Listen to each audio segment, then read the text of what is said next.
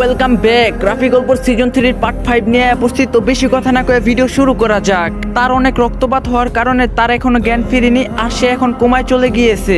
ডাক্তারের এই কথা শুনে রাফি একটু চিন্তায় পড়ে যায় আর ভয়ও পায়, কারণ হৃদির যদি সত্যি কিছু হয়ে যায়। একটু পর মিম মেডিকেলে আসলে রাফিকে দেখতে পারে আর তার কাছে গিয়ে বলে, রাফি তুমি কেমন আছো? রাফি মিমকে দেখে একটু অবাক হয়, কিন্তু সে তার কোনো কথা বলছে না। রাফি নিশ্চুপ। মিম বলল, তুমি কি আমার উপর এখনো রাগ করে আছো? রাফি বলল, আপনি আমার কি হন যে আমি আপনার উপর রাগ করব? মিম বলল, রাফি তুমি বিশ্বাস করো আমি তোমাকে অনেক ভালোবাসি, আমি তোমাকে ছাড়া বাঁচবো না। রাফি বলল, আমাকে ছাড়া আপনি কেন বাঁচবেন না? আপনার হবু স্বামী আছে, তাকে নিয়ে বাঁচুন। মিম বলল, প্লিজ তুমি এমন করে বলো না। আমি সেই দিন তোমাকে তখন সেভাবে বলতে চাইনি, কারণ আমি সেই দিন বলতে বাধ্য হয়েছি। রাফি বলল, আপনার সাথে আমার কথা বলতে ইচ্ছা করছে না, প্লিজ এখান থেকে যান, আমি এমনিতেই অন্য চিন্তায় আছি। মিম বলল, আমি সত্যিই তোমাকে অনেক ভালোবাসি আর আমি তোমাকে ছাড়া অন্য কাউকে বিয়ে করতে পারবো না। রাফি বলল, তা বিয়ে করতে কে বলছে? বিয়ে করার আগে তো হবু স্বামীর সাথে কতই না ফুর্তি করছেন, আর এখন আমাকে সেই পুরনো ভাঙা রেকর্ড শোনাতে এসেছেন। রাফির এমন কথা শুনে মিম অনেক রেগে গেল আর রাফিকে যেই না কষে একটা থাপ্পড় মারতে যাবে, তখনই রাফি মিমের হাতটা শক্ত করে ধরে ফেলে আর তাকে বলে, আপনি প্রতিবারই যা ইচ্ছা করবেন আর আমি তা মেনে নিব? কি ভেবেছেন নিজেকে? ভালোবাসা দাবি করলেই কি পাওয়া যায়? মিম বলল, তোমাকে আমায় ভালোবাসতেই হবে, আর তা যদি না হয় তাহলে আমি তোমাকে অন্য কারোই হতে দিব না। রাফি বলল, তা আপনি কি করতে পারেন তার অপেক্ষায় আমি থাকলাম, আর কখনই আমার সামনে এইসব কথা বলতে আসবেন না।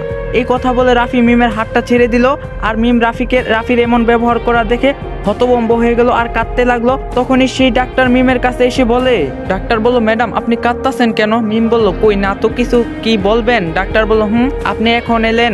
মিম বলল, একটু আগে। ডাক্তার বলল, ও তা রাফির সাথে কি দেখা হয়েছে?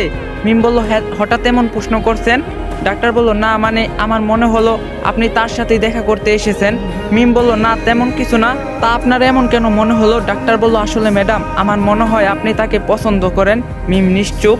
ডাক্তার বলল, ম্যাম যোগ্যতায় আপনি আমার চেয়ে অনেক বড় হলেও কিন্তু আমি আপনার চেয়ে বয়সে অনেক বড়, তাই নিজের বড় ভাই মনে করে সব কিছু খুলে বলতে পারেন।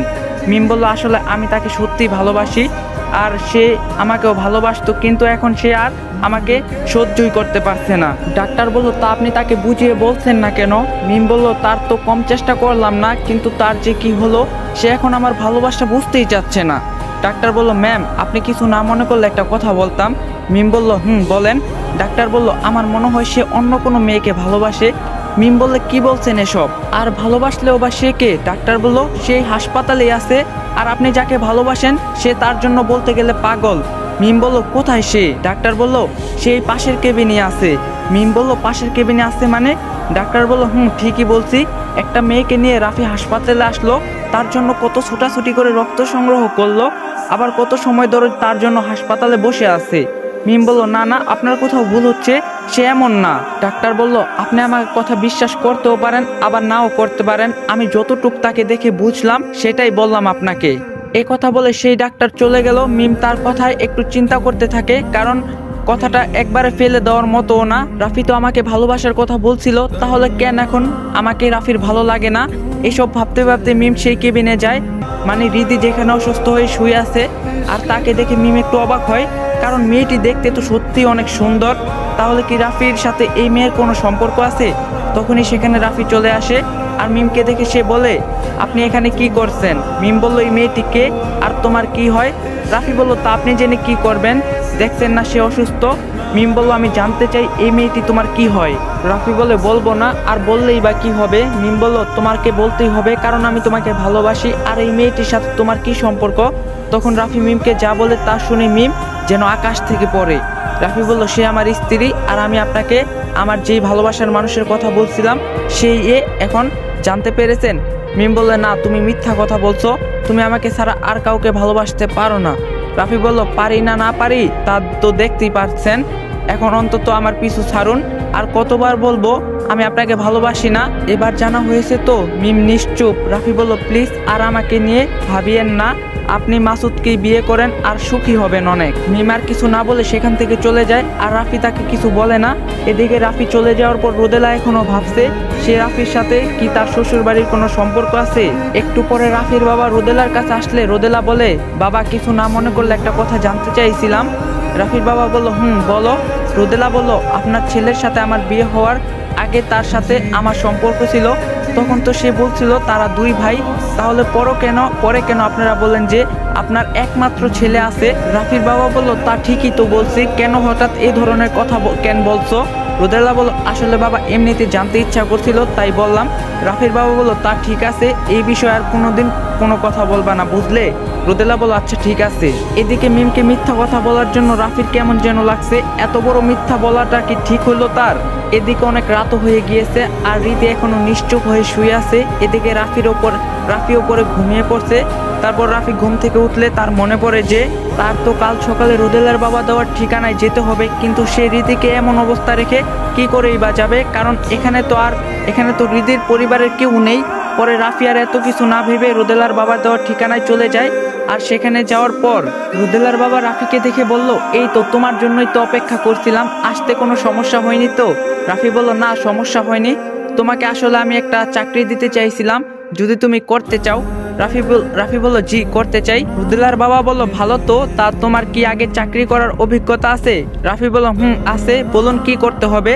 রোদেলার বাবা বলল আপাতত বেশি কিছু করতে হবে না, তবে তুমি যখন প্রথম, তাই তোমাকে একটা ছোট কাজ দিব, দেখি করতে পারো কিনা। রাফি বলল বলুন দেখি পারি কিনা। রোদেলার বাবা বলল আমার অফিসে কিছু কাজ করার জন্য তোমাকে আজকে ঢাকায় যেতে হবে, পারবে? রাফি বলল জি পারবো। রোদেলার বাবা বলল ভালো, তাহলে ফাইলগুলো নাও, আর বাকিটা একটু পরে বলছি। তখনই রাফির মনে পড়ে গেল রিদির কথা, সে যদি এখন ঢাকায় যায় তাহলে তার কি হবে? তাছাড়াও বা সে কি করবে? তার তো কিছু একটা করা লাগবে, আর এমন সহজে যে কোথাও চাকরি পেয়ে যাব তাও সে ভাবিনি।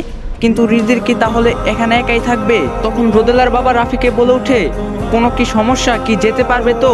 রাফি বলল জি পারবো, কিন্তু কয়দিন পরে গেলে ভালো হতো। রোদেলার বাবা বলল কেন, কিছু দরকার হলে আমাকে বলতে পারো। রাফি বলল না ঠিক আছে, আমি যেতে পারবো। রোদেলার বাবা বলল এখন থেকে কাজ করা শুরু করে দাও। তারপর রাফি আর কিছু না ভেবে রাজি হয়ে যায় আর হৃদির কথা অনেকটাই ভুলে যায় আর কাজে মন দেয়। অন্যদিকে মিম গতকাল রাতে আর বাসায় ফিরেনি, কারণ সে কাল সারা রাত শুধু রাফির সেই কথাটাই ভাবছিল। তাহলে কি সত্যি কি রাফি এতদিন তাকে মিথ্যা ভালোবাসার নাটক করেছে? তখন মিমের কাছে এসে সেই ডাক্তার বলে কি হলো ম্যাম, আপনার মন খারাপ নাকি? মিম বলল না কিছু না। ডাক্তার বলল আপনাকে কালকে যে কথাটা বলছিলাম সেটা নিয়ে কি কিছু ভেবেছেন? মিম বলল ভেবেছি। ডাক্তার বলল তা কি ভেবে পেলেন? মিম বলল সে তার স্ত্রী। ডাক্তার বলল এসব কি বলছেন, তার স্ত্রী মানে? মিম বলল সে কাল নিজের মুখে তার স্ত্রীর কথা বলছে। ডাক্তার বলল এটা যদি সত্যি হয় তাহলে আপনি কাকে এতদিন ভালোবাসিছিলেন? মিম কাঁদতে কাঁদতে বলল আমি মনে হয় সত্যি অনেক বড় ভুল করছি, আমি একজন ভুল মানুষকে এতদিন ভালোবেসেছিলাম। ডাক্তার বলল কাঁদবেন না ম্যাম, আপনি কি সত্যি তাকে ভালোবাসেন? মিম বলল নিজের জীবনের থেকেও বেশি। ডাক্তার বলল তাহলে আমার কাছে একটা বুদ্ধি আছে, সেটা যদি আপনি করতে পারেন তবে আপনি আবারও আপনার ভালোবাসার মানুষকে ফিরে পাবেন। মিম বলল কিন্তু তা কি করে সম্ভব, সে তো আমাকে ভালোবাসে না। ডাক্তার বলল ভালোবাসার মানুষ আছে বলেই তো তাকে ভালোবাসে, না থাকলে আর ভালোবাসে না, তখন আপনাকেই ভালোবাসবে। মিম বলল মানে? ডাক্তার বলল খোঁজ নিয়ে দেখলাম যে এই মেডিকেলে ভর্তি আছে, মানে আপনার ভালোবাসার মানুষ যাকে ভালোবাসে সে কোমায় চলে গিয়েছে। মিম বলল তো কি হয়েছে? ডাক্তার বলল তার মানে আপনি তাকে মেরে ফেলবেন। মিম বলল আপনি কি পাগল হয়ে গেলেন নাকি, কি বলছেন এসব? ডাক্তার বলল আমি ঠিকই বলছি, সে এখন কোমায় আছে, এই সুযোগে যদি আপনি তাকে মেরে ফেলেন তাহলে কেউ বুঝতে পারবে না, তখন আপনি আবারও আপনার ভালোবাসার মানুষকে ফিরে পাবেন। মিম বলল এটা আমি করতে পারি না, কারণ আমি একজন ডাক্তার, মানুষ বাঁচানোই আমাদের কাজ, মারা নয়। ডাক্তার বলল নিজের ভালোবাসা আদায় করতে হলে তাকে মেরে ফেলা ছাড়া আপনার আর কোনো উপায় নেই, এবার ভেবে দেখুন আপনি কি করবেন। তো গাইস এই পার্টটা অনেক ছোট হয়ে গেছে, নেক্সট পার্ট অনেক তাড়াতাড়ি দিন আর বড় করে দিন। তো যদি ভিডিওটা ভালো লাগে লাইক কমেন্ট শেয়ার করে দিবেন, চ্যানেলে নতুন না থাকলে অবশ্যই চ্যানেলটা সাবস্ক্রাইব করে দিবেন। আর দেখা হবে নেক্সট ভিডিওতে, সবাই ভালো থাকবেন, সুস্থ থাকবেন, আল্লাহ হাফেজ।